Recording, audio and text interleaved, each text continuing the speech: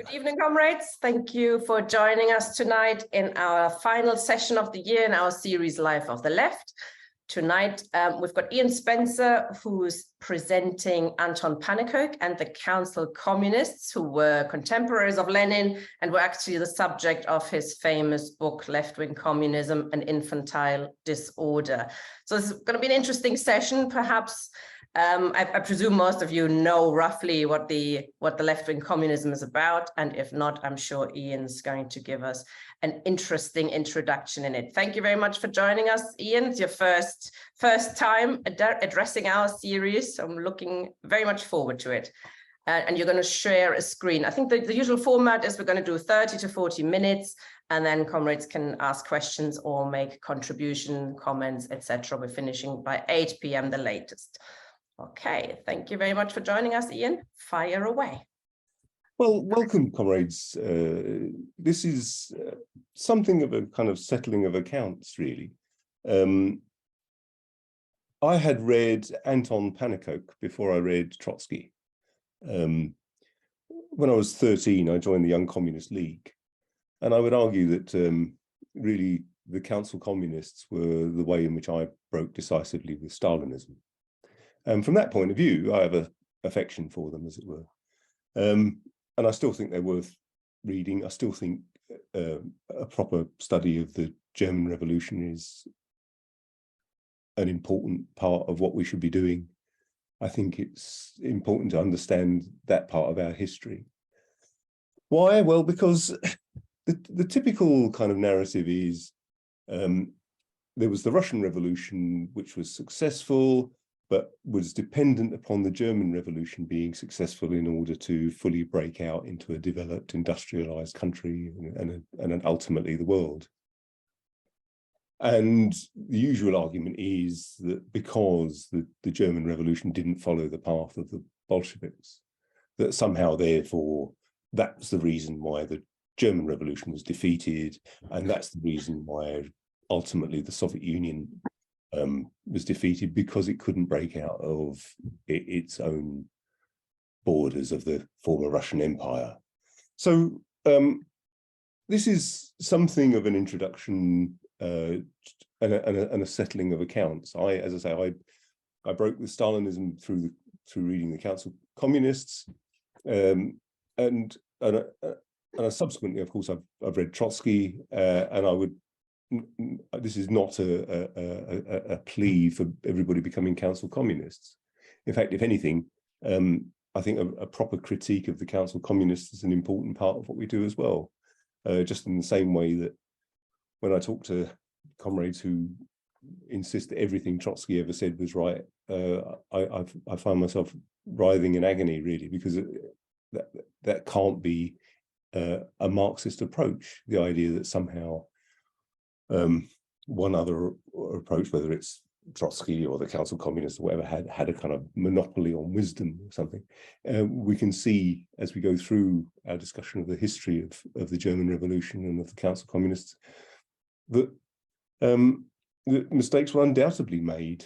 It was very strange being in a Council Communist group at about the time I was at university and finding out that actually they had many of the same traits, for example, as many of the Trotskyist groups I found.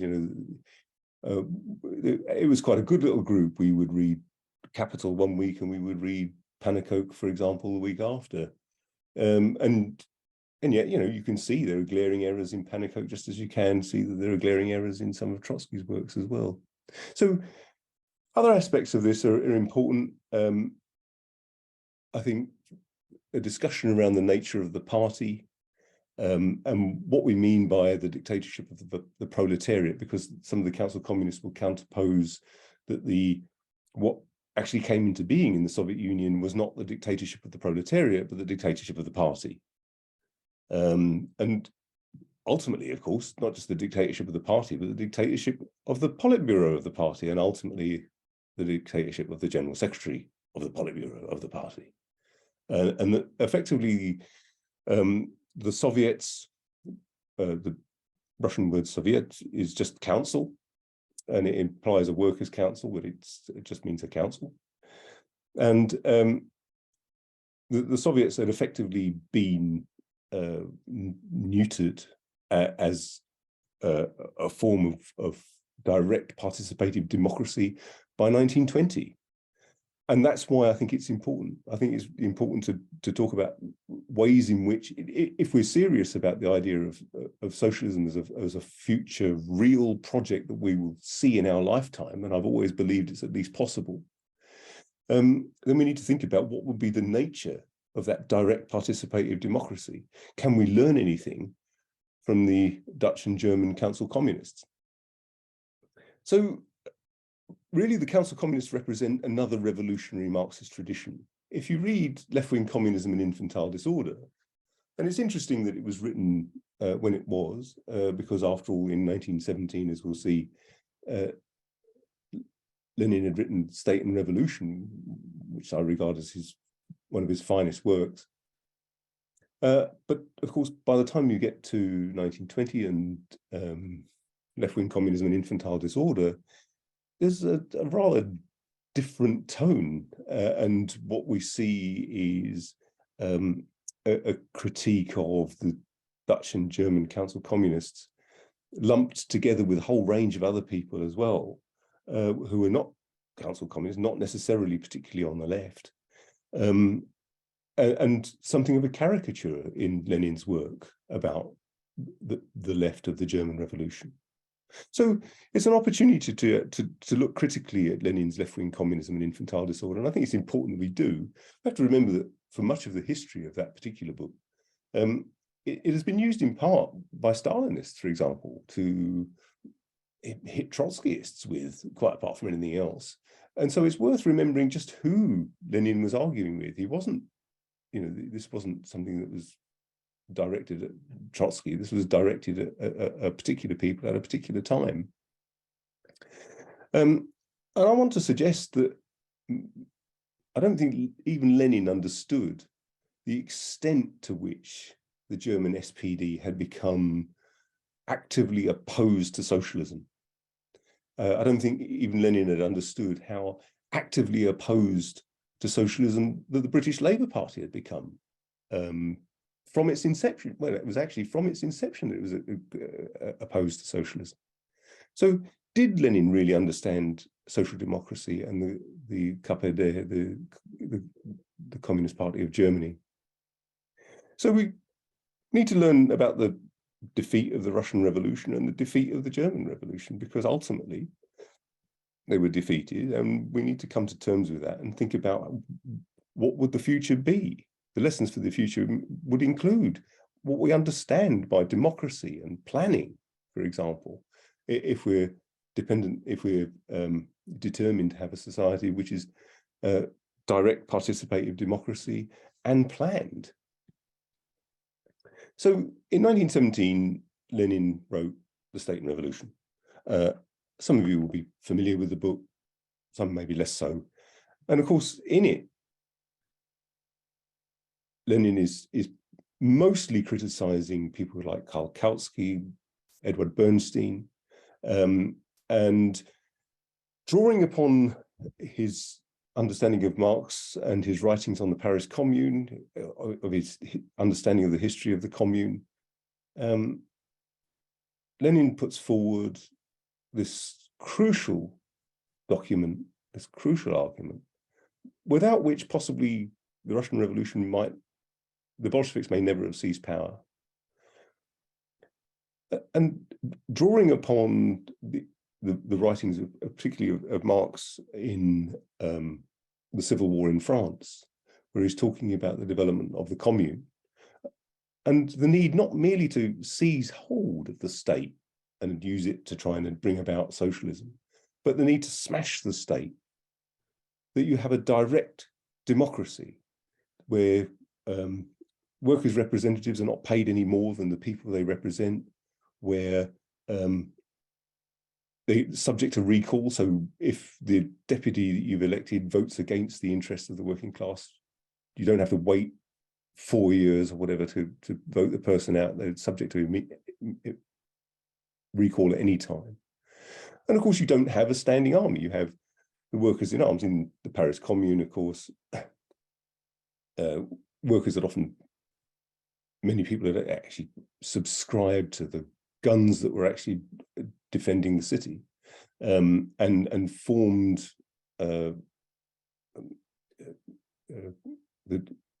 directly the defense of the city.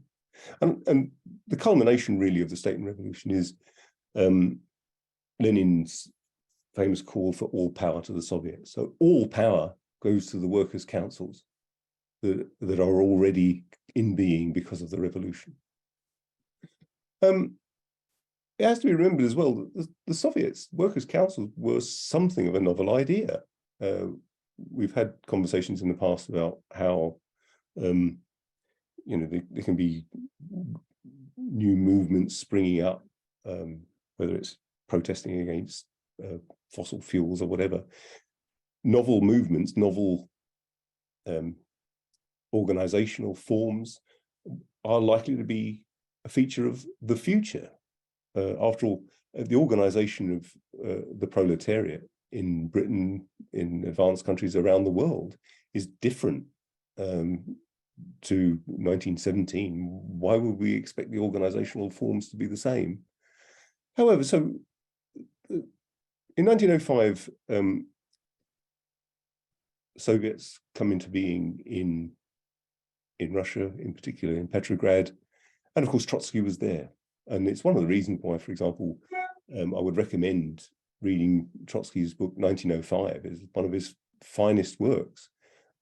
He was there, he experienced it directly, and the importance of that is incalculable. So long before Lenin, Trotsky was aware of the importance of workers' councils.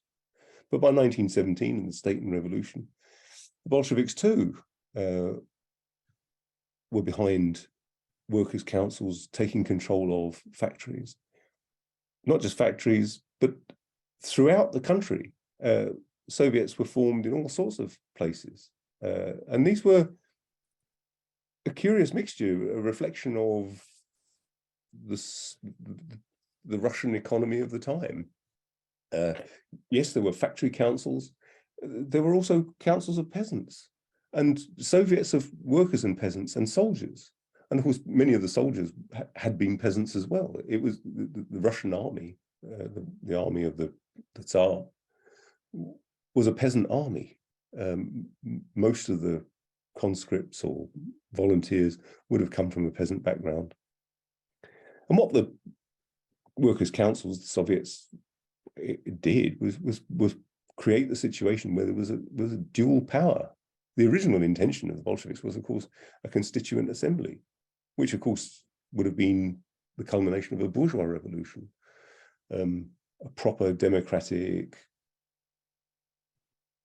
constitution along capitalist lines, as one might see in Britain or the United States or whatever. So originally a constituent assembly, but now things have moved on and all power to the Soviets. So you have dual power, and Lenin comes out very firmly on the side of the proletariat, or Soviets of workers, peasants, and soldiers' deputies, which is something of an interesting development in itself, because, of course, Marx always talked in terms of the proletariat. And here, because of the very unique situation, or the particular situation of Russia, the importance of the peasantry, not only as the backbone of the Tsarist army, but also in terms of the massive poverty, the inefficiency of Russian agriculture, and the difficulty it has even in feeding its population. And also, of course, the Russian factories were huge, and it was something which lent itself to the type of organization which grew up.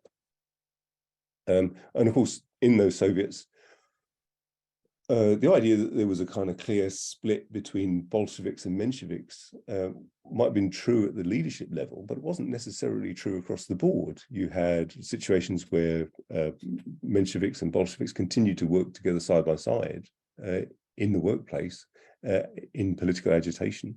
And of course, you also had Soviets which had representatives of the Socialist Revolutionaries, the largest peasant party. So that's just a little flavor of what the Soviets were in the context of the Russian Revolution. And now the German Revolution, I don't know how many people, you know, when I've been years ago, I remember coming across this idea that there had been a revolution which had broken out in Germany as well, but it was brutally suppressed. And you got the impression that it was actually something that was all over and done with within a few months or something, and actually only really in Bavaria, where one would least expect it in a sense. It's important to put all of this into some sort of context before we can talk about the Council of Communists, because the SPD at the outbreak of war, as most people know, was a huge party. It was the biggest party in the Reichstag. It was a party which really touched everybody's lives in a sense. For party members, much of their education would be through the party. You know, if you only had an elementary education, what you could all then also go on and do is join in SPD party schools. There were SPD libraries, cooperatives. The trades unions would have been hugely dominated by the SPD, and the majority of German workers would have been, even after the decision of the SPD to support the Kaiser's war, the war of the imperialist powers, nevertheless remained loyal to the SPD. The SPD was enormous compared to the Bolsheviks, compared to the British Labour Party, for example, and its influence was enormous. Only Karl Liebknecht voted against war credits for the Kaiser's war effort in 1914, and later Otto Ruhr, who became a council communist, voted in 1915 against the war credits. So these were two outstanding figures. The idea that the working class party would vote and support against all their principles an imperialist war was unthinkable. And as it's well known, Lenin simply couldn't believe it and had to take himself off because he for days, because he just couldn't believe that this hadn't been just made up on propaganda. Most of the SPD were fully behind the war, as is often the case, as we've seen even in Britain. It's usually the political right that is happy to split the party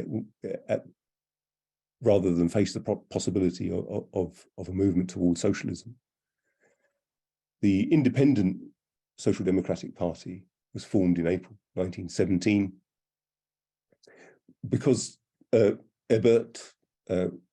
Friedrich Ebert had effectively expelled anyone who was opposed to the war. There had been a growing movement of opposition to the war throughout the war, but of course by April 1917 and the entry of the United States into the First World War meant that there was also obviously there was growing starvation in Germany. Workers were working 12-hour days, often for nominal payment, and so the opposition to the war was growing.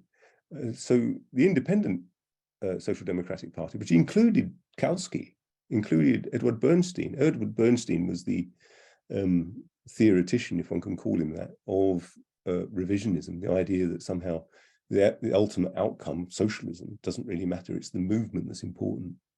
And Karl Kautsky, of course, who had been instrumental in the betrayal of SPD's principles at the outbreak of the war.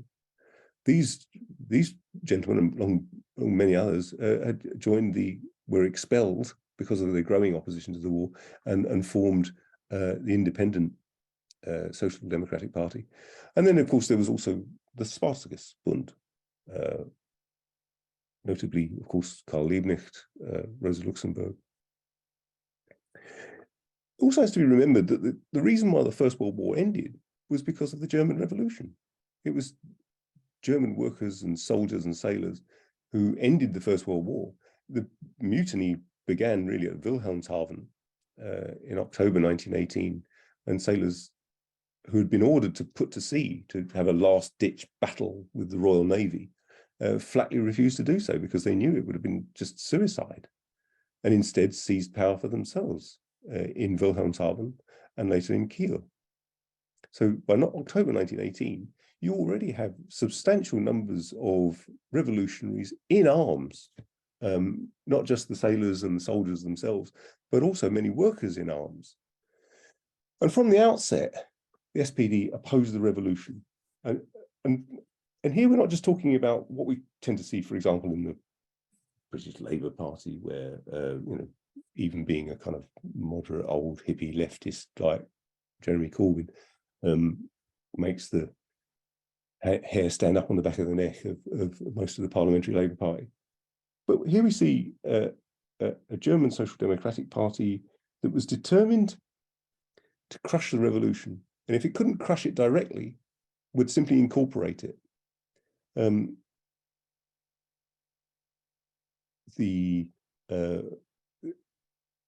Friedrich Ebert, Gustav Nosk were allied directly with the military high command, and later the Freikorps,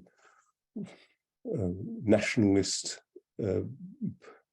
monarchist-leaning soldiers, many of whom subsequently went on to become members of the SA in the National Socialist Party. Friedrich Ebert, for example, joined the 1918 Berlin strike leadership in order to shut it down effectively. And Ebert was in a pact with Wilhelm Groener. Wilhelm Groener was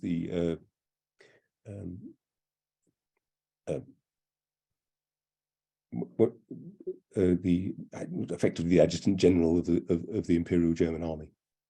And there was an understanding between Ebert and Nosk and Groener about what the SPD were doing in terms of closing it down. Friedrich Ebert famously talked about revolution as something he hated like sin.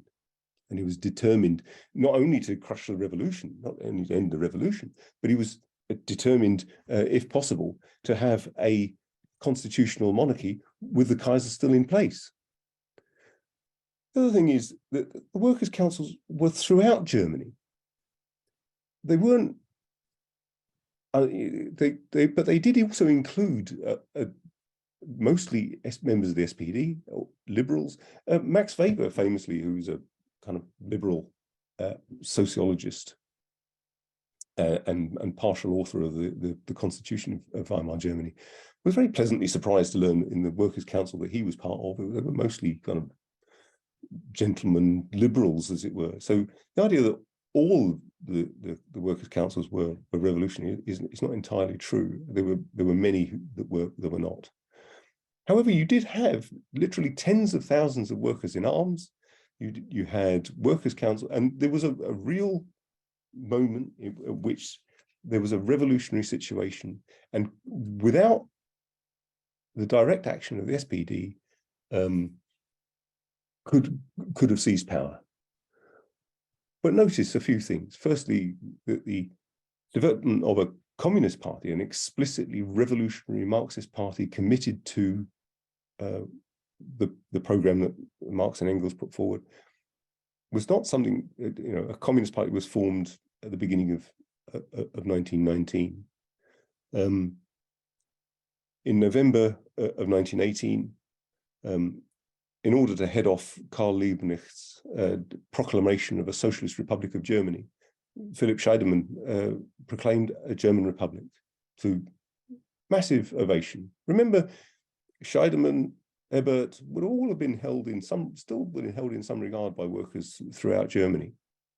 So, with the formation of the Spartacists were, of course, allied in many ways to the independent Social Democratic Party, and the Spartacist uprising of January 1919 ultimately, of course, led to Luxemburg and Liebknecht having to go into hiding after it was brutally suppressed. And there is evidence that Gustav Nosk, who is a senior member of the Social Democratic Party, ordered the murder of Liebknecht and Luxembourg. By 1920, there was a further split. The SPD, the Communist Workers' Party of Germany, had split from the KPD, the Communist Party of Germany, and the founding of a separate union. Now, in left-wing communism and infantile disorder, Lenin is quite scornful about the establishment of this union, the Allgemeine Arbeiterunion Deutschlands, as a kind of syndicalist movement. It was nothing of the sort. As we're going to see, Pannekoek was implacably opposed to anarchism and syndicalism. He was a revolutionary Marxist. And the idea, the point about the establishment of the AAUD was that the unions themselves were part of the SPD. They were bound up together. The idea that somehow this was a founding of some kind of purist union or a syndicalist one along the lines of the IWW in the United States is false. The idea was that there should be a revolutionary union informed by revolutionary politics. So here's Anton Pannekoek. Yes, his name really does mean pancake. He was an astronomer, an extraordinary character, a scientist, and he, as you see, he lived to a fairly ripe old age, dying in 1960. He founded the astronomy department of Amsterdam University. In left-wing communism and infantile disorder, he's named as Horner, which was a pseudonym, a nom de plume that he'd employed. And the reason why I called it Anton Pannekoek and the Council Communists rather than Otto Ruler and the Council Communists was Anton Pannekoek has left a body of writings. And they're interesting. If you read Lenin as philosopher, you can see what Pannekoek is criticizing is Lenin's materialism and imperial criticism. But I'm not here to kind of defend Pannekoek's writings.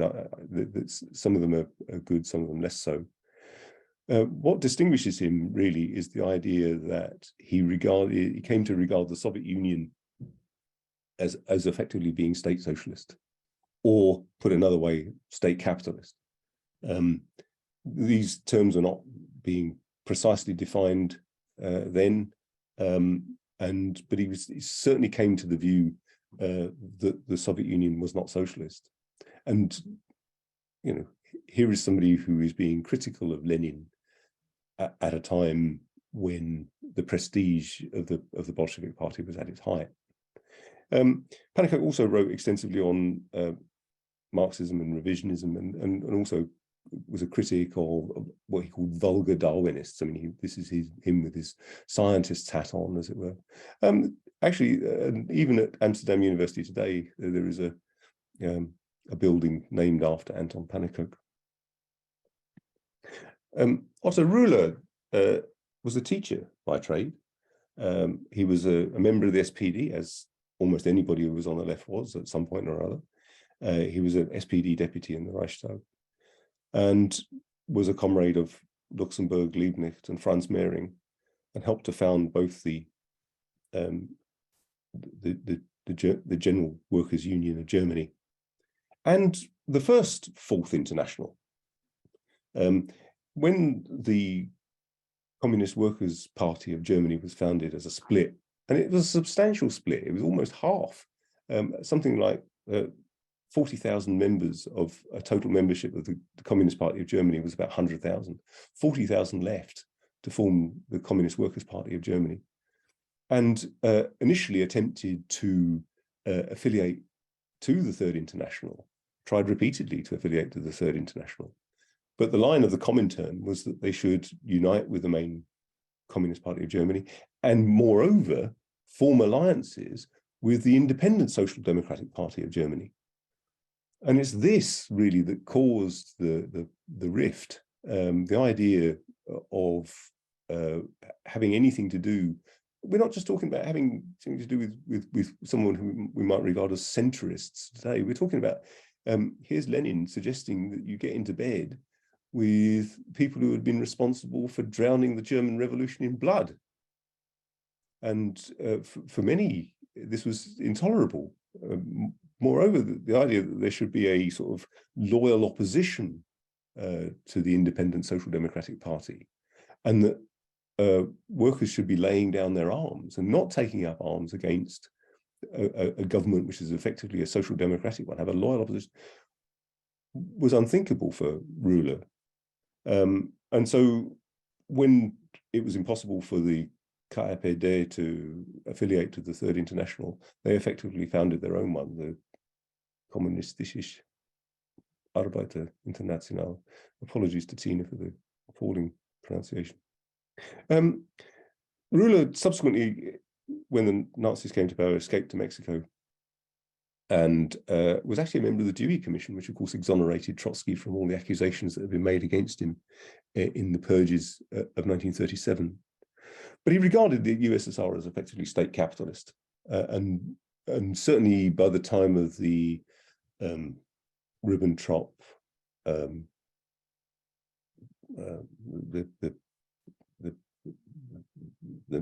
Nazi Stalin Pact, Ribbentrop-Molotov Pact, came to regard there being a precious little difference between Nazi Germany and the Soviet Union. Think of that what you will, but nevertheless, it was a position that he took and regarded the Soviet Union as state capitalist. He died in 1943 in Mexico. Hermann Gorter was apparently, I sadly don't speak Dutch, but apparently is a renowned poet in Holland, wrote epic poetry, and was a member of the Social Democratic Labour Party of Holland, and then later the Social Democratic Party of the Netherlands. And he, along with Pannekoek and Ruler, absolutely welcomed not only the February Revolution in Russia, but the subsequent October Revolution. Hermann Gorter joined the Communist Party of Holland in 1918, and then later he too joined the KPD and its affiliates to the Communist Workers' International. And his principal attack on Lenin, as it were, was in an open letter to Comrade Lenin, in which he argues that his position is really that, look, on the one hand, you're saying that we have to work with these people who not just have betrayed us, but killed thousands of our comrades, but we have to somehow still work with them. Moreover, he was, like many of the council communists, starting to take the view that the party is something which comes into being in a historically specific way. It's historically dependent upon the development of capitalism. What do we mean by the party? Do we mean that part of the working class which is organized for its own liberation? Remember, Marx is arguing that the liberation of the working classes is the act of the workers themselves. And remember, when Marx wrote the Communist Manifesto, the manifesto of the Communist Party, no organization existed with the title Communist Party. Of course, it was the Communist League. And there is an argument which says, well, the Communist Party, the party of the working class, is that part of the proletariat which is organized for its own liberation, and that there could be many different types of organization within that party. So in an open letter to Comrade Lenin, Gorter criticizes the decision to Lenin's insistence that they work with bourgeois parties and engage in parliamentary politics. After all, Ebert and Nosk had used parliamentary structures very effectively to destroy the German Revolution.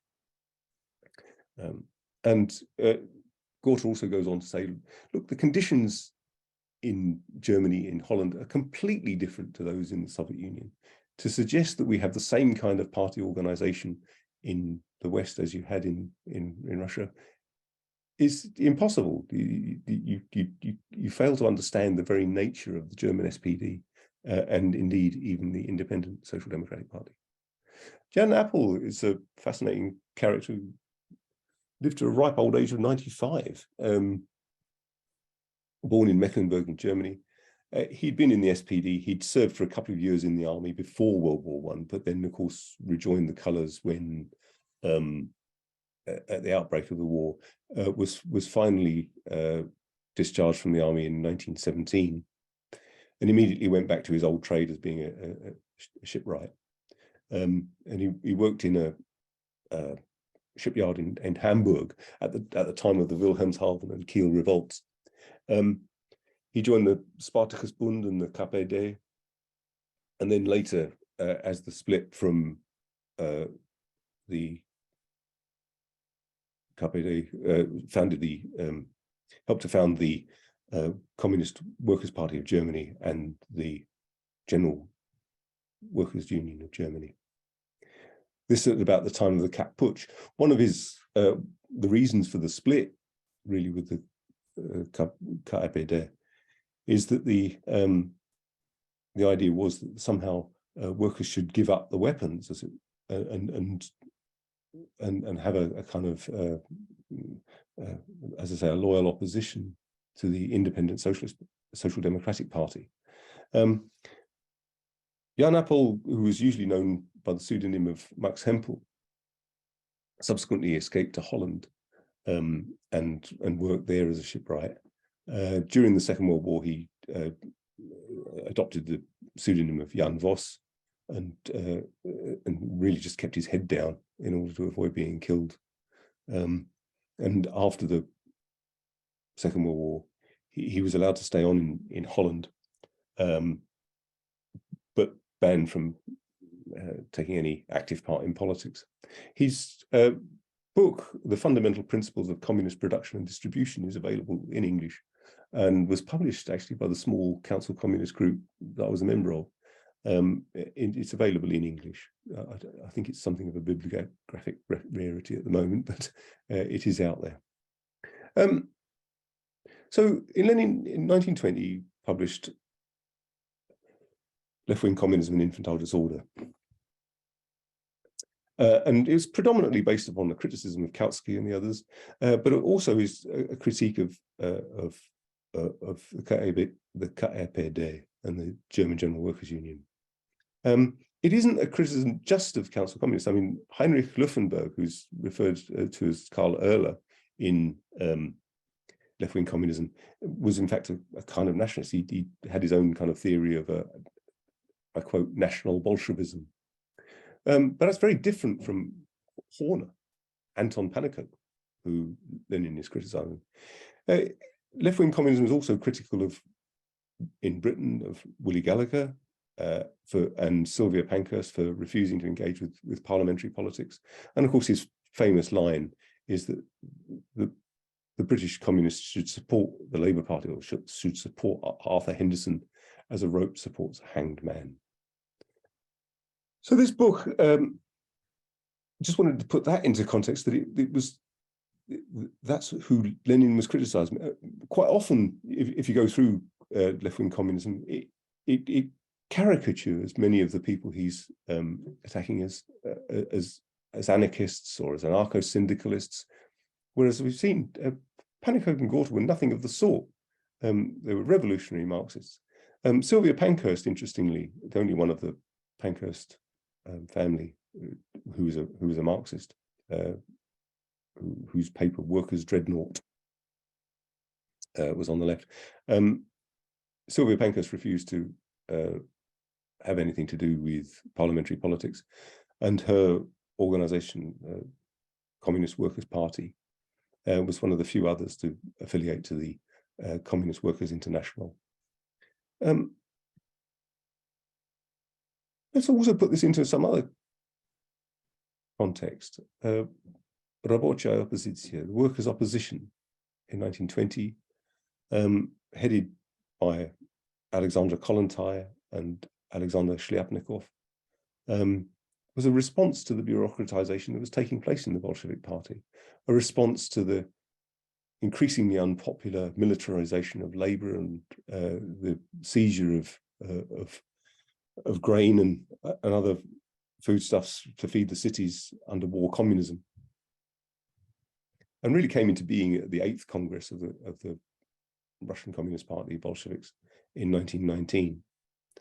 And the argument was that increasingly the trade unions had been marginalized. The trade unions had ceased to have any kind of meaningful role in what was supposed to be a workers' state, that the Soviets had ceased to have any kind of real power. And if you read left-wing communism, for example, Lenin's saying, well, it's the Soviets that have the power. But in fact, by 1920, they already didn't. And instead, you have those Soviets which are effectively commanded by the Bolsheviks. And any attempt to have any other kind of faction was effectively suppressed. So workers' opposition was dissolved by the 10th Congress, and the banning of factions throughout the party. And most of the workers' opposition were executed in the purges of 1937. Alexandra Kollontai only survived because she basically kept her head down and made a reasonably successful career as a Soviet diplomat.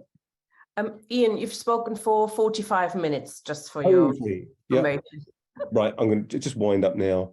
I've mentioned Cronstadt in the past. By 1921, the Cronstadt garrison, which had played a leading role in helping to bring the revolution into being in the first place, put forward a series of demands, none of which were concerned with reverting to Tsarism, and ultimately the Cronstadt rebellion. What you had was a demands for fresh elections to the Soviet, freedom of speech for socialists, the release of socialist and anarchist prisoners, and an end to war communism. And ultimately, of course, the allowing of artisan production and some economic freedom for workers and peasants was effectively a feature of NEP in 1921, the national new economic policy. And around about 10,000 Bolshevik soldiers were killed, and many of the Cronstadt sailors were summarily executed on the suppression of that uprising. By 1922, the Soviet Union has entered into the Treaty of Rapallo, a treaty between Germany and the USSR. I mean, they both needed trading partners, and that's primarily what it was about. It ended war indemnities and established diplomatic relations, but went on to go further and allowed, for example, Germany, the very people who had drowned the German Revolution in blood, to train its armed forces in Soviet territory, and Russian officers trained in Germany. So what I've tried to put forward is an idea that if we understand our history, we can understand this relationship between theory and praxis far better. We can learn from our mistakes. We see the importance of spontaneity. I mean, one of the things I would probably argue is that the great pity of the German Revolution is that there wasn't a well-organized Communist Party sooner. Karl Liebknecht, in his attempt to put forward a revolutionary position, was often shouted down precisely in the name of unity. And I think that the arguments put forward by the Council of Communists pose starkly this relationship between the party and the class. But of course, we don't know what forms are going to take in the party. Do we think it's likely that workers' councils in the form that they took in Germany in 1918, 1919, in the Soviet Union, are likely to be in the future? There will certainly need to be some form of direct participatory democracy, but whether it takes precisely that form will remain to be seen. But it poses also the question of our relationship to bourgeois parties and unions. Most of us feel we have no choice but to work within the unions. But arguably, left-wing communism and infantile disorder has led many good socialists to spend a lifetime in futile engagement with the Labour Party, and indeed other parties as well. So I'll leave it there. I hope there's a comradely discussion. Thank you, comrades. Thank you very much, Ian. Could you stop share screen, please? Maybe I can do it from here. Oh, there we go. There you go. Thank you very much. This obviously represents, your opening represents some differences we might have with some comrades in this meeting, seeing as, the Labour Left Alliance was engaged with the Labour Party. And yeah, I thought I'd kick things off maybe first with a little discussion with you, if that's okay. Comrades, if you have questions or comments, please click raise hands and we can bring you in for questions and comments to Ian. So, I mean, the way I understood left-wing communism, it's been a little while since I've read it, but it's very much, as long as the working class has illusions in parliament, as long as it has illusions in trade unions, the bourgeois trade unions, the one that exists, are they bourgeois? I mean, they are, they're like the Labour Party has a bourgeois pole and the working class pole.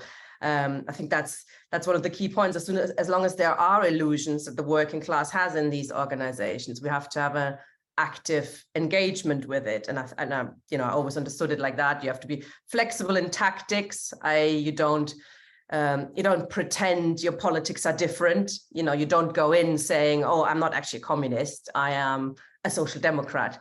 But as long as you stand with your politics, as long as you openly argue and have debates openly, etc., you should try and win the working class away from these organizations. And that's perhaps, and as I said, Lenin, as I think it's a very good point. The very good method to do it is to be within these organizations, to be in the Labour Party in Britain. To be in the unions in Germany. I mean, he did say different things in different countries, because the situation was different in Britain, for example, and in Germany.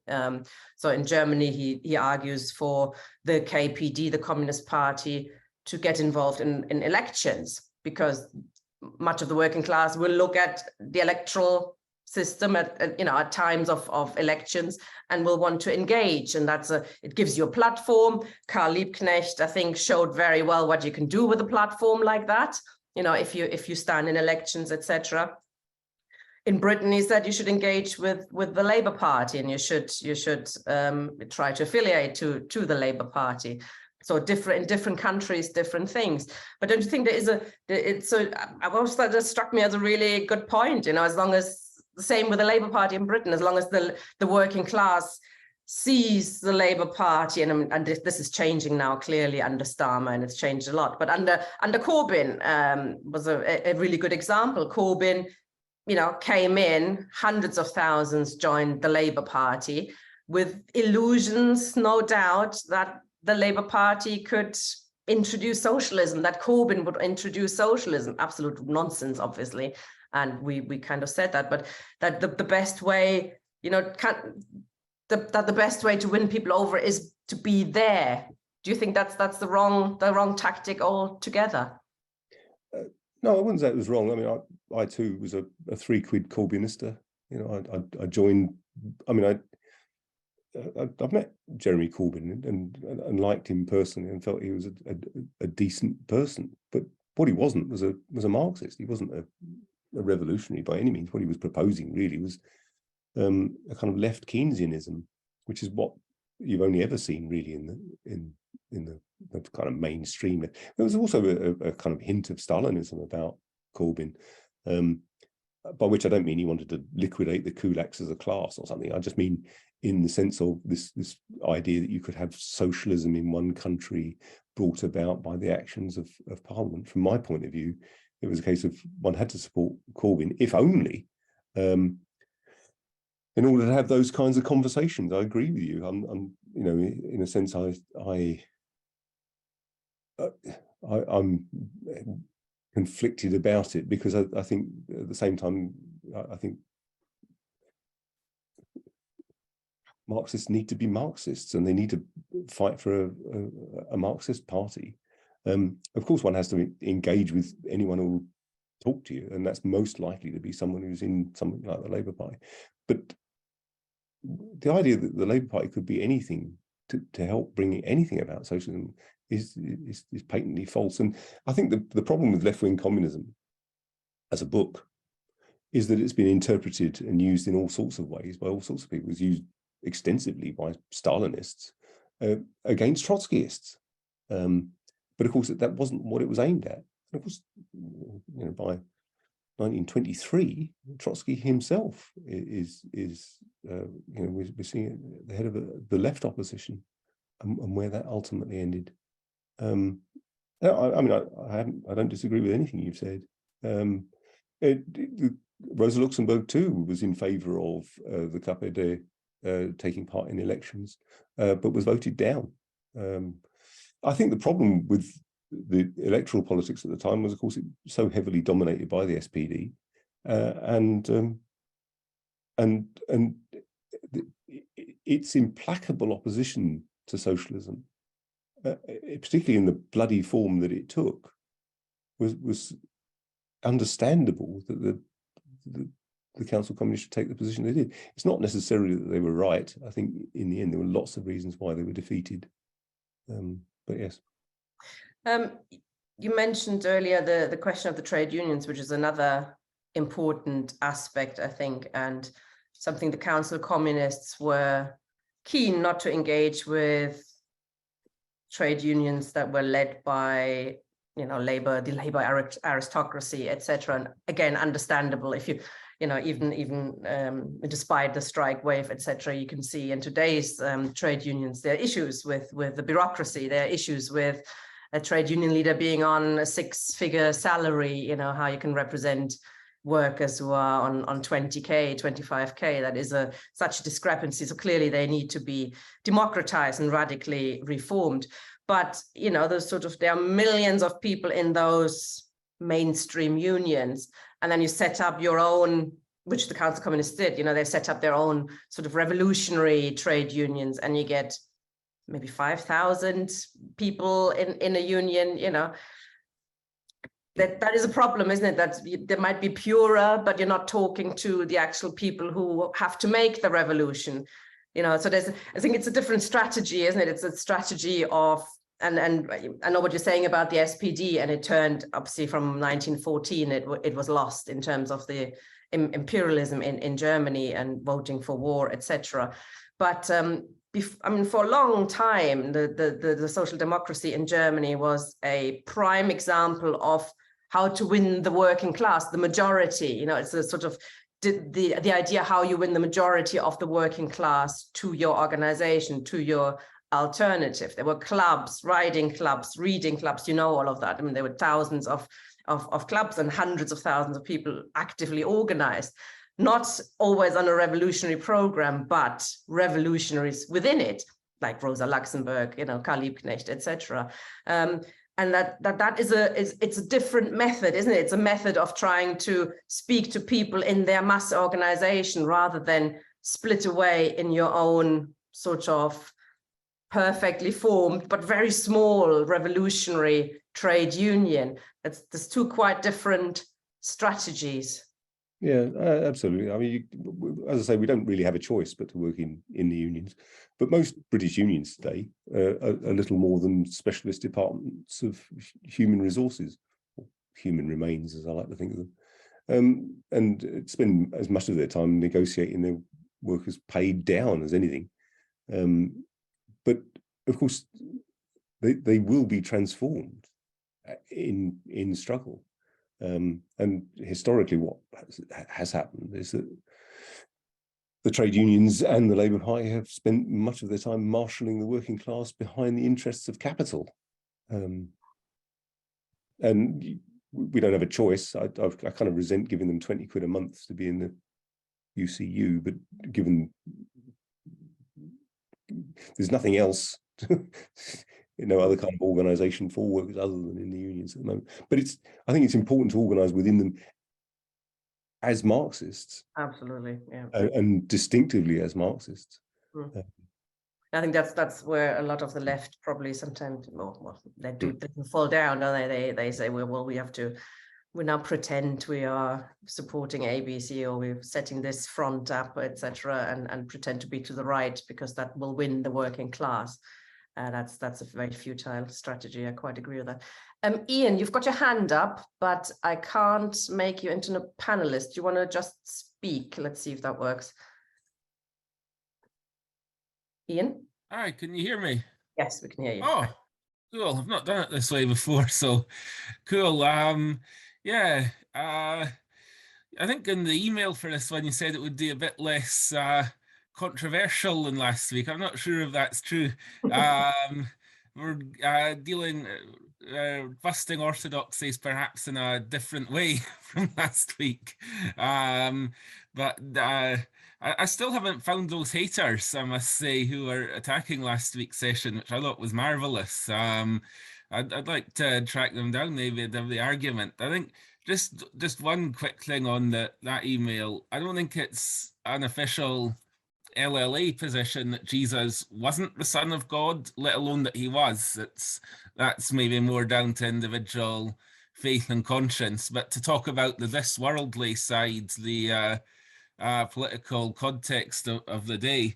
But anyway, I don't want to reopen old stigma on that necessarily, as deal with the possibly defend some of the orthodoxies that Ian was busting about Lenin.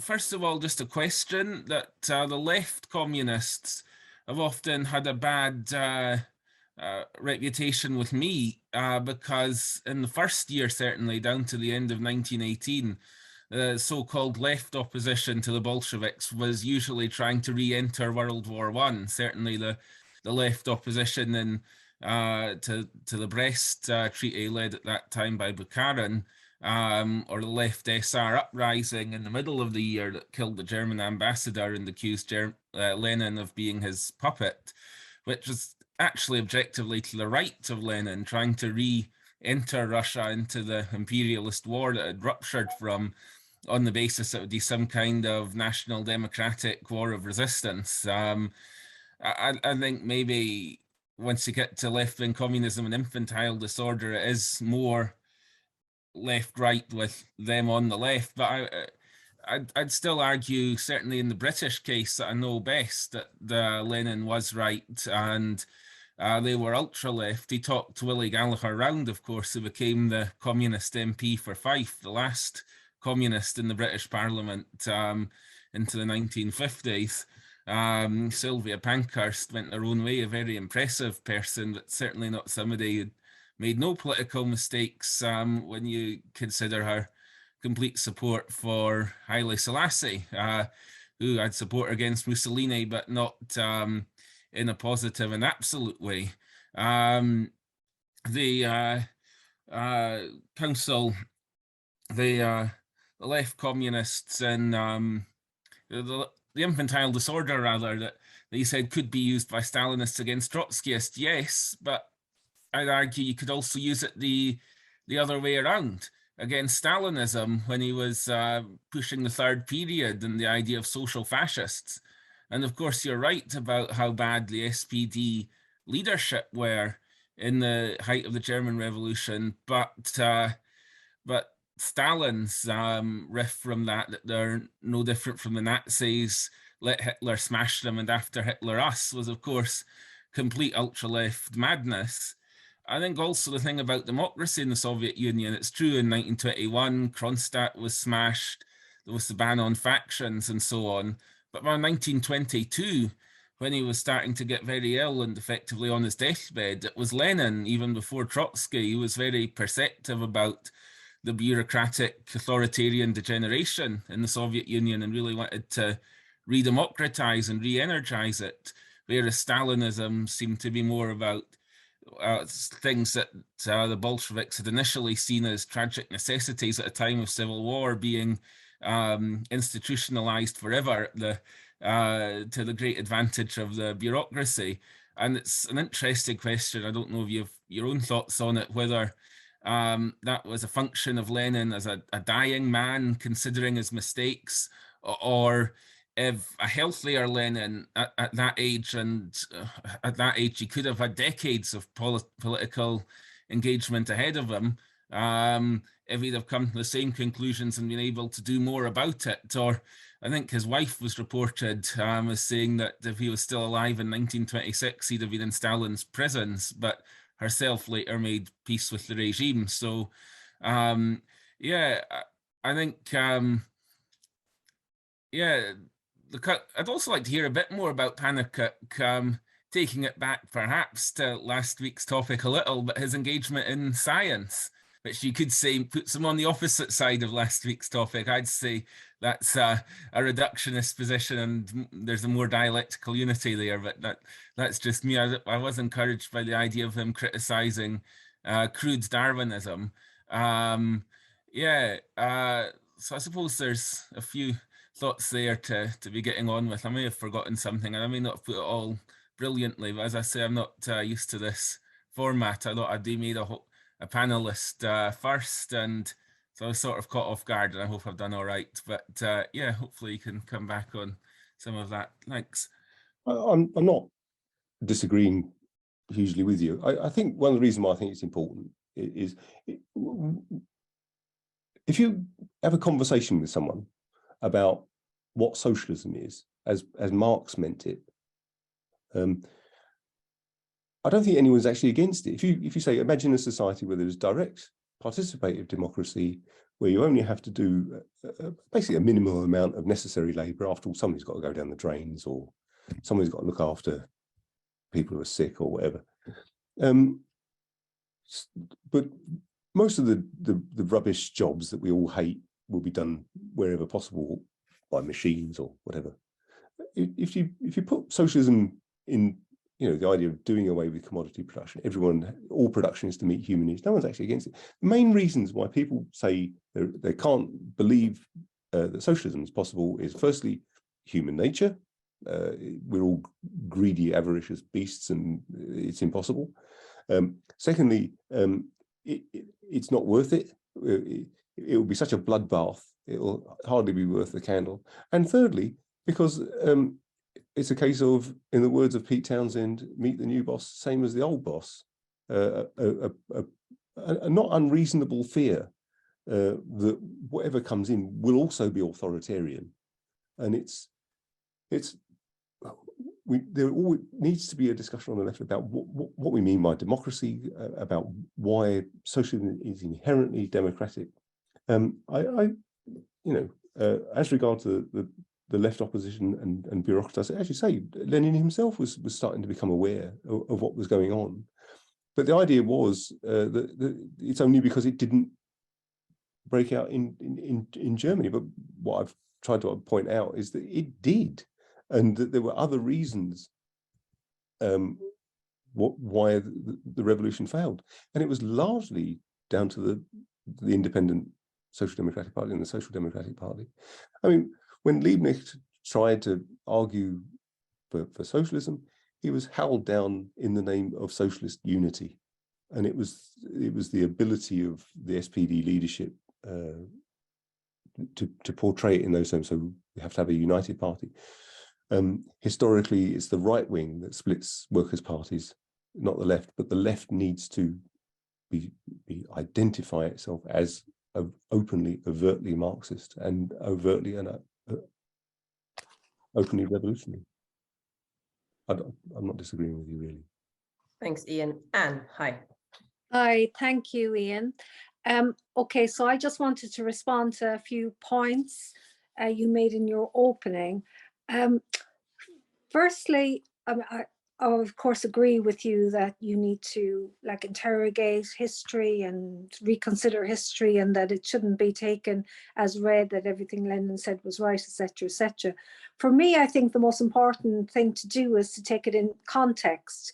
So here we have the Second International collapsing, the SPD leadership voting for war credits, and the international, as I said, collapsing into nationalism.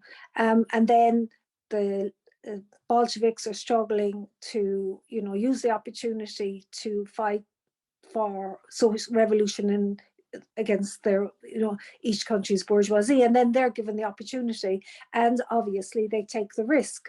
And quite rightly, they take the risk, and they hope that this will be the torch, etc., etc. And I think that we really can't underestimate this facet of it. And while I agree with you, of course, the fact of the state of the SPD in Germany had a huge amount to do with the fact that it couldn't, there was nothing solid there to light.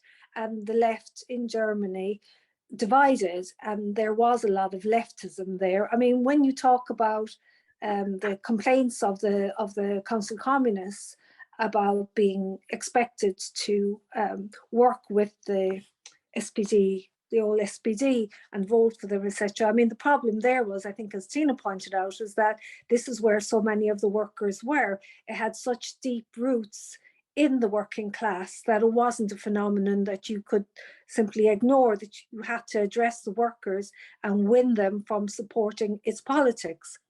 So what I think is that when we look at books like Left-Wing Communism, we have to see it in the context of that time, in a period where Lenin was, arguing against leftism in the ranks of the International, the early International. And I think that when you talk about the lack of democracy at the time, I think you're quite right. I mean, as soon as the Bolsheviks took power, they were already, in a situation where they were forced to take measures of a very undemocratic nature. And you can talk about, the reasoning behind that. And also, I think that you would have to concede that it went from temporarily trying to hold on in order to spread the revolution to then it changing to keeping the Soviet Union there. It became about preserving the Russian Revolution, or the aftermath of the Russian Revolution, rather than the internationalism.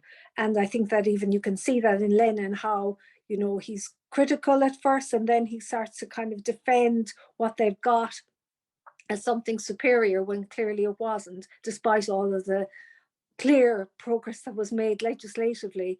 And the decrees, making socialism real was impossible under those circumstances.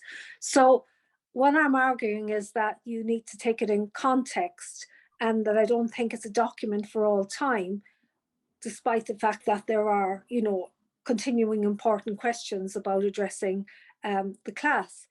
In terms of Kollontai, well, actually, Kollontai was punished for her role in the workers' opposition. She was removed from her position as head of the Zhenotgel, the women's department, and then she was kicked out of the country and sent away on the diplomatic service. That was the way of getting rid of her at the time. It wasn't something that she wanted to do. She always wanted to return. And in fact, in 1926, she did return for a brief period to fight against legislation in respect of the family, which was kind of privatizing the family in a way that, kind of took away the role of the state as a support for women and children. And every time she went back to Russia, when she was called back by Stalin, she thought that she would herself be killed. I mean, her biographer makes this clear. She would leave letters to say, if I'm not back, this is what you need to do. So it wasn't that she compromised, I don't think. And also, I think Ian, the other Ian, said that Krupskaya compromised. No, Krupskaya did not compromise. Krupskaya tried to fight Stalin. Right up to 1930, she was fighting Stalin. And she then was silenced. And, like in the 1930s, it was extremely hard to speak out. So it's not true that these people made their peace with him. They were forced into a situation where, having made an effort to fight, they were silenced. My last point, sorry for going on a bit, but in terms of the Brest-Litovsk Treaty and the opposition to that, I think you can completely understand why there were many within the party that opposed it, precisely because they felt they were selling out the German workers by making a pact with the bourgeoisie in Germany. They felt that they should continue the fight. So, there was this feeling when you read, the journals of the time, there was this feeling that, things weren't going the right way. They had to try and fight to bring it back under control.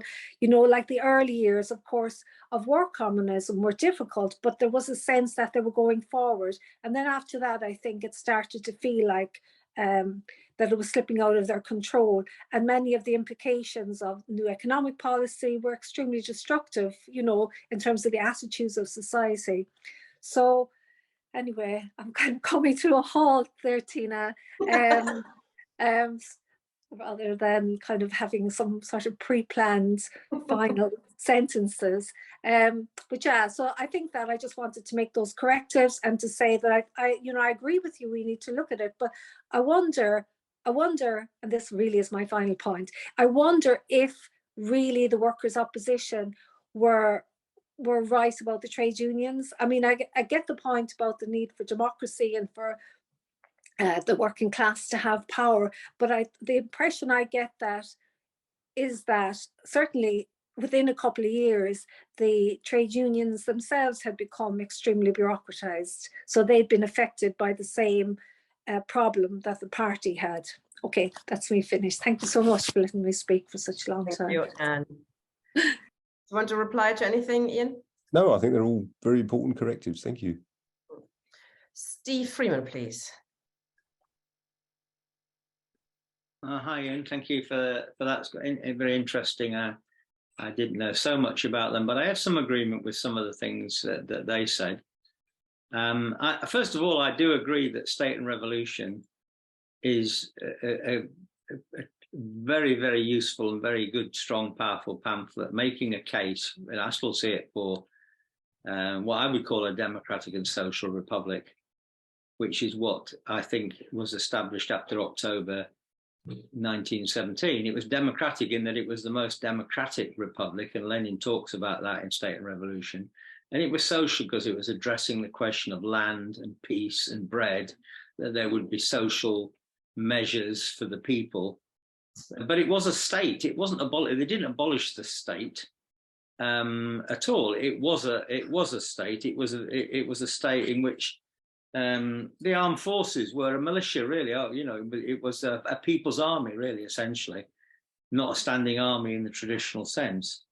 And there was a tremendous amount of democracy. But you could almost say that democratic and social republic had died under the impact of the Civil War and counter-revolution. And you could say also that Cronstadt might have been an attempt to revive the democratic and social republic, and a last gasp, if you like, of that, because the Cronstadters and their program, they wanted to have a restoration of the democratic components that had been lost as a result of the Civil War. Even though they won the Civil War and they could have had a chance to resurrect their democracy, unfortunately they didn't do it, and Cronstadt was a moment when they didn't do it. So I think we've probably got a lot of agreement there, but I don't think we ever had socialism. So this is why I'm going to agree with the Council of Communists again. I don't think Russia was socialist. I don't think you could have had socialism in one country.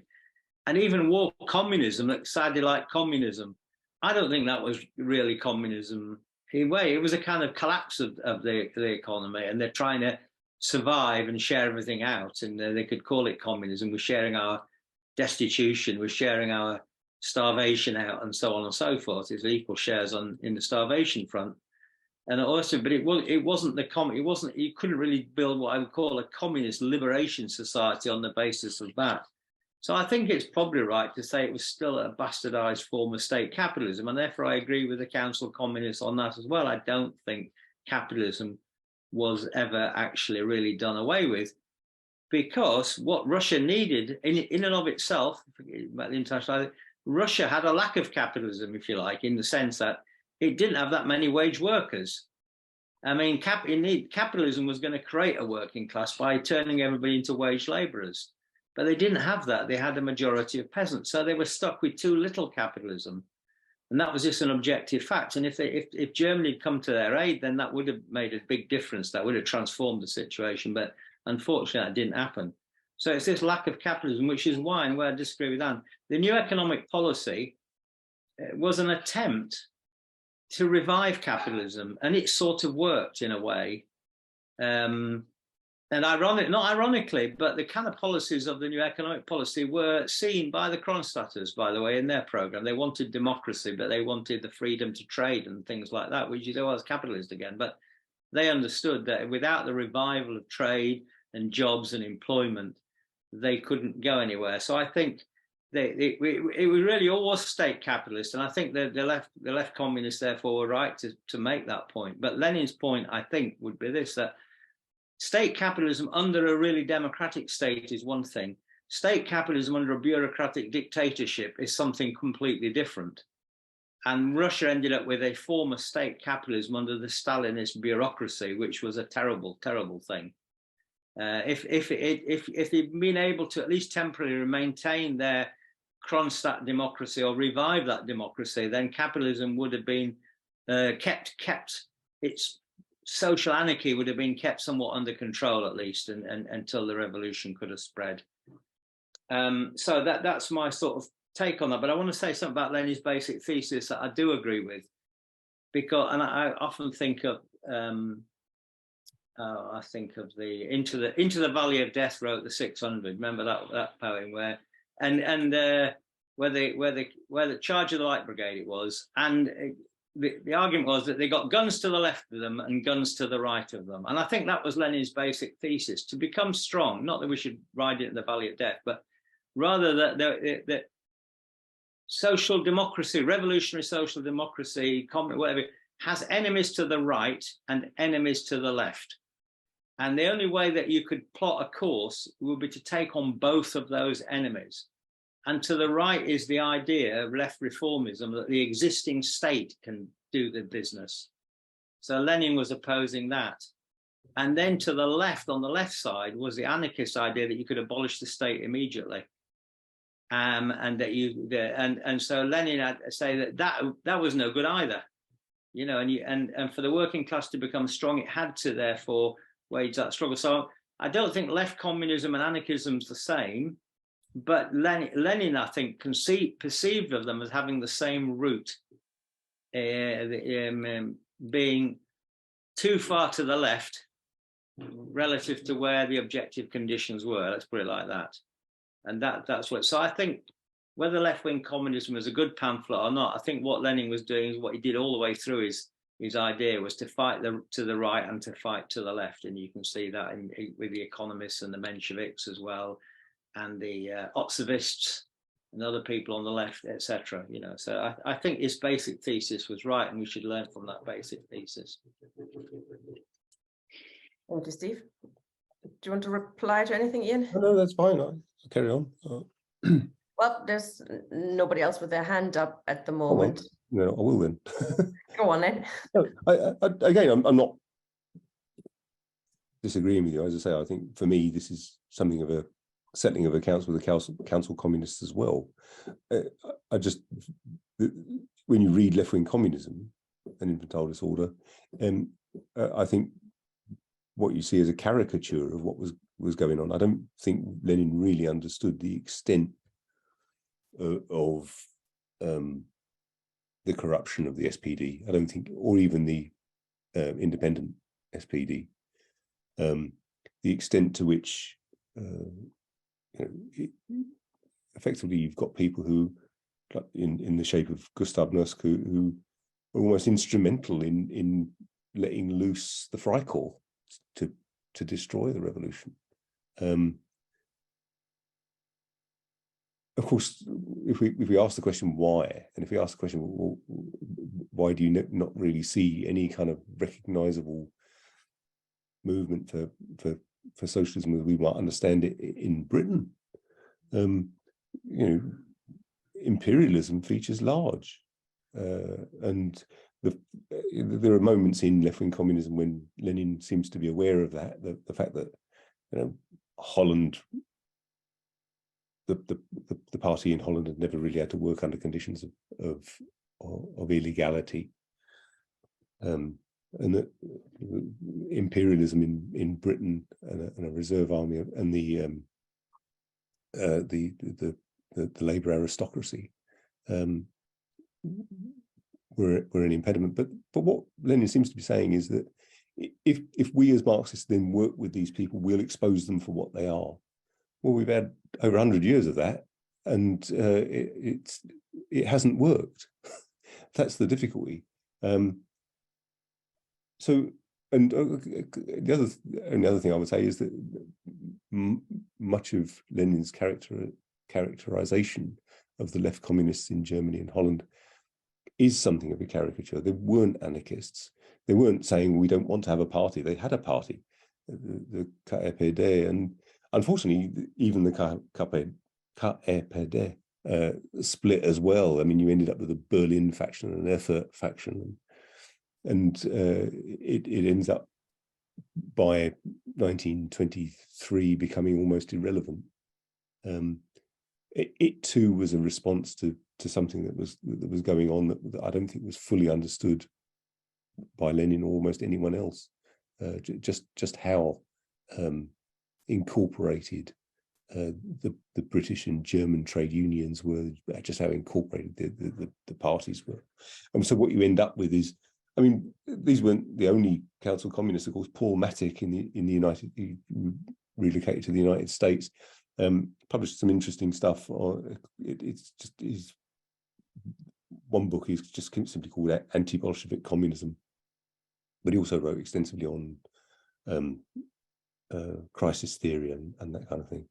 And really he's arguing that the party as a form is redundant, that it comes into being with capitalism, it will go out with capitalism. Now, it's an interesting one for discussion, but yeah, that's all. Thank you. There was actually somebody else, and there's a question to read out later. Diana wants to come in. Hi, Diana. Yeah, hi. Ever since the 1917 revolution, and I wouldn't be surprised if before that, but since then anyway, constantly Russia has been under siege from the West, particularly from the UK and the US. And I think not long after around the revolution, then I think the UK invaded Russia, and I think maybe the US did something in Russia as well. But I'm wondering how much the fact that Russia was under attack like that was behind a despot like Stalin, or a despotic regime. It doesn't really matter who was in charge of it, but it happened to be Stalin. Whether that was why there was a despotic regime that was in power after that, and would that be a factor in why you can't have socialism in one country, because then that one country on its own is under attack by everyone else. Russia is still under siege now, which is why Ukraine and the poor people of Ukraine and the country is being torn apart by NATO and the US as a means of attacking Russia. It seems to be all kind of continuous thing, and I happen to have my sympathies are in Russia, but obviously the poor souls getting killed. The thing mentioned about, was that, I can't remember exactly what it said now. There's something about different ways of democracy, and I don't know how much you know about. I don't know an awful lot about it. I just read briefly some stuff online about the way democracy works in Cuba. The right-wing propaganda we get given is that Cuba's a despotic regime ruled by a dictator. It's nothing of the sort. People there, they have elected. They have elected representatives at sort of grassroots level. So I don't know whether you know how much you know about that, or whether you can comment on that as a way of democracy working. Or something about the way the unions and political parties work. I think that was something Tina commented on. Not sure I've got a lot to say about that, except that the bureaucratic structure stops the unions from being properly democratic and genuinely representing members, and the same is true of the Labour Party and quite possibly other political parties as well, but definitely the Labour Party. I've been a member of the Green Party. It doesn't seem to be quite so bad. Don't know whether you've got any comments to make about that. Thanks, Diana. Certainly in terms of isolation, I mean, there's no doubt that, I mean, Lenin understood, Trotsky understood that if revolution didn't break out, the Soviet Union would be lost. And for Trotsky, of course, it meant it will either revert to capitalism, which of course it has, or there had to be another revolution. And it didn't necessarily mean another revolution in Russia, but there would have to be another revolution in Russia as well. The impossibility of socialism in one country, I think, is crucial. Apparently, it was originally put forward by Bukharin and then subsequently adopted by Stalin. And it's desperation, really. I mean, I can have some sympathy with the Treaty of Brest-Litovsk. After all, you just have to try and keep your powder dry, and in the hope that world revolution breaks out, and then any of the kind of concessions you've made will be swept away anyway by a forthcoming world revolution.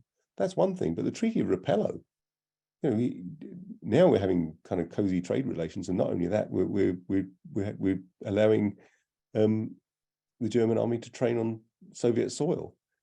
So I think there was something qualitatively and quantitatively quite different about the Soviet Union by 1922.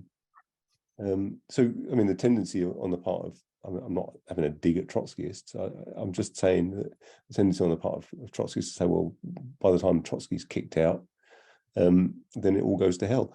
But actually, even long before then, what we see is you can use the term state socialism. I mean, we don't have any sort of debate about, I mean, my argument about what the Soviet Union actually was, and indeed other societies like it, was nothing to do with socialism. We can talk about, we can bandy whatever terms about whether, I don't think state capitalism stands up either, because you didn't really have commodity production in the same way, and for all sorts of, you didn't really have a ruling class in the same. Nobody owned the means of production in the Soviet Union. So, I mean, I would go along with Hillel Tikhtin. I think he was the person who really understood the Soviet Union best of all as a historically specific formation that came out of the defeat of the October Revolution. There were, of course, gains from the October Revolution. There was full employment, free education, free healthcare. So there were gains that remained, and arguably had to, in order for the society to remain stable at all. But of course, it wasn't stable. So yes, it absolutely was under siege. Somebody asked me to say a little bit more about Pannekoek as a scientist. Pannekoek was implacably opposed to people like Spencer, no relation to me, who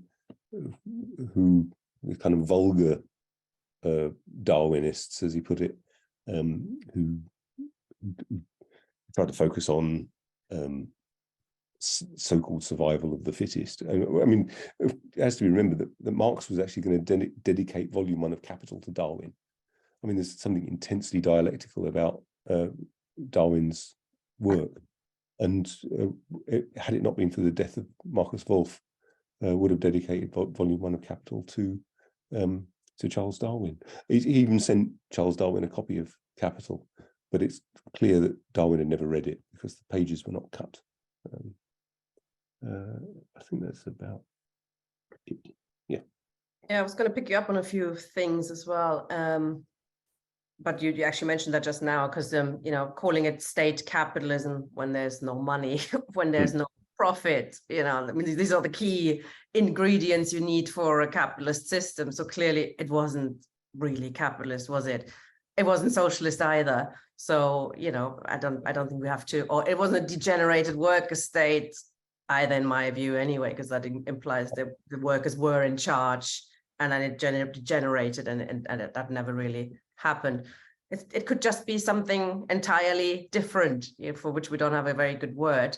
Right. But if it's not socialism and not capitalism, it's possible to have something altogether different, don't we? The Council Communists and indeed the SWP tended to use state capitalism really as an epithet rather than as an analytical category in any way, shape, or form. I mean, when I was a student in the dying years of the Soviet Union, when I was living in Moscow as a language student, it was quite clear that money wasn't really money. It was absolutely bizarre. There was no relationship between prices and values whatsoever. Money was a kind of bizarre token for exchanging things, but it was hugely unimportant, you know.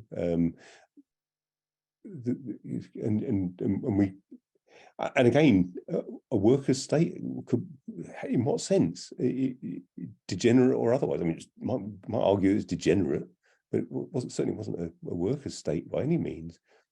Workers had no say in anything, and the tragedy of it all was that it happened so soon. It's happened so early. The one thing I quite respect about the Council Communists is the idea that the working class has to be in control. Now, I think it's absolutely right to say that there wasn't enough capitalism, and of course they were fully aware of that, and that's why you ended up with forced collectivization and you know, the 5-year plans and the attempted to force industrialization on a hugely underdeveloped country. But all you ended up with is the initial understandable wish on the part of Lenin just to hang on a bit longer, just in case the world revolution breaks out. But it was already defeated. Effectively, it was already defeated by 1922, and that's of course it didn't have to be. You know, Germany in principle had the potential for a revolutionary situation right up until 1933. And then, of course, Hitler did the rest. Between Hitler and Stalin, the world working class was destroyed in terms of any kind of effective leadership. Can we pick something up then that Carol asked in the chat, and which is, of course, the key question, I think, for us? How do we avoid, you know, somebody like Stalin turning it on its head? But I think you also answered that already. It did start under Lenin already. It did start when the German Revolution didn't happen for a number of reasons. Lenin was so clear just before the revolution, unless the German working class makes the revolution and is then followed by other working. That was the key battle in Germany. Without that happening, we are lost. He knew it. But then, of course, what you do, you know, you're in a situation where you can actually make revolution. You can get rid of the Tsar. You can at least try to liberate people. You know, what an impossible position to be in, isn't it? Should you have said no? You know, let's keep the Tsar, and let's, you know, it's impossible, isn't it? And then, of course, it had to turn into its opposite. I think it's almost impossible that it could have turned into something else. But let's discuss how, for example, I mean, we are talking about this for a new series. We're looking into what is socialism actually, and this touches on it, of course, and it must be the majority of the people, the working class, is in actual control. It must be abundance. We must have abundance. We must be able to have, you know, not spend 10, 12 hours a day working for the minimum to keep us alive and to get food on the table, etc. And it must be, international. I mean, there are key elements. Without them, you can't even start talking about democracy or anything like that, because these are the key conditions, and you know, they weren't given in Russia at the time. How do you see that issue? How do you avoid somebody like Stalin? One argument the Council Communists tended to put forward, particularly people like Matic later on, was that unless you have a class which is for itself, that for the proletariat, that recognizes its historic mission to end not only capitalism but abolish itself, effectively the proletariat, in abolishing capitalism, abolishes itself, and all production is to meet human need.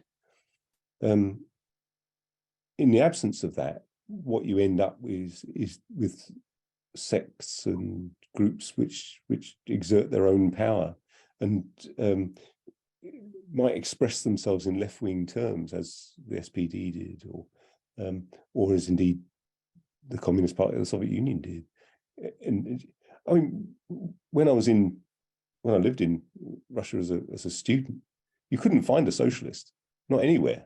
If you actually had a conversation with somebody about socialism, if they were members of the Communist Party, it usually just meant they were great Russian chauvinists in the time-honored fashion, just dressed up with a left-wing vocabulary. How do you avoid a Stalin? I think that the importance of that crucial aspect of the commune, where representatives are subject to recall at any time, and that for that the class has to exist. I think the problem in Russia, of course, was that the proletariat itself had been decimated, and then, of course, in the context of the German Revolution, the extent to which the state remained hugely intact. So when Liebknecht declared a socialist republic, it was purely a gesture, really, because they didn't even seize the banks, they didn't seize the industries, nobody was expropriated. Yes, workers' councils were directing individual factories or whatever else, but there was no sense in which the owners, Herr Krupp was still able to keep hold of his factories, even if the workers' councils were causing him some discomfort. I think the only way of avoiding another Stalin is for, firstly, that class has to come into being. At the moment, it exists in itself, but not for itself. And until that, the essential nature of that democracy is the only guarantee we've ever got against another Stalin. I think that's a good end to our session. Thank you very much, Ian. See you soon, comrades. Bye-bye. Thanks, Ian.